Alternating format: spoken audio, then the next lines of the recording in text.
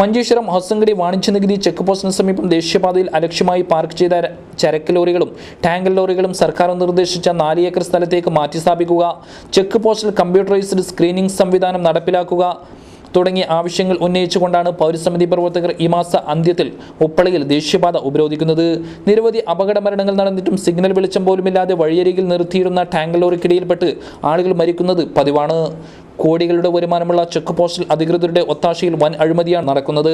ഇതിന് പിന്നാലെ excise, police, aid പോസ്റ്റുകളുടെ പോലീസുകാരും ദേശീയപാതയിൽ വെച്ച് തന്നെ പരിശോധന തുടരുന്നു.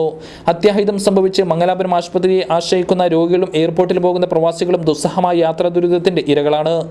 മണൽ, സ്പിരിറ്റ് കള്ളക്കടത്തും ചെക്ക് പോസ്റ്റിനെ ദുരിതക്കയത്തിലാക്കുകയാണ്. നിരീക്ഷണ ക്യാമറകൾ സ്ഥാപിച്ചാൽ ഒരു പരിധിവരെ ഇത് തടയാനാകുമെന്നും ഭാരവാഹികൾ പറഞ്ഞു. മഞ്ചേശ്വരം ചെക്ക് പോസ്റ്റിലെ ഗതാഗത തടസ്സം മാറ്റി നിർദ്ദിഷ്ട സ്ഥലത്ത് വാഹനം പാർക്ക് ചെയ്യാനുള്ള ഉത്തരവ് സർക്കാർ പാലിക്കുന്നതുവരെ പൗരസമിതി പ്രക്ഷോഭത്തിലുണ്ടാകുമെന്നും ഭാരവാഹികൾ കൂട്ടിച്ചേർത്തു.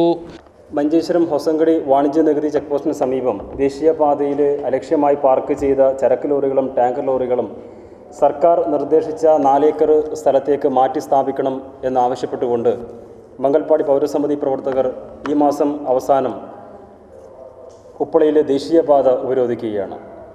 നിരവധി തവണ നിവേദക സംഘത്തിലൂടെയും പ്രതിഷേധ പരിപാടികളിലൂടെയും നിരവധി തവണ ഞങ്ങൾ ബന്ധപ്പെട്ടിട്ടും തൃപ്തികരമായ ഒരു മറുപടി ഞങ്ങൾക്ക് ലഭിച്ചിട്ടില്ല എന്ന് മാത്രമല്ല, അവഗണനയാണ് ഞങ്ങൾക്ക് ലഭിച്ചത്.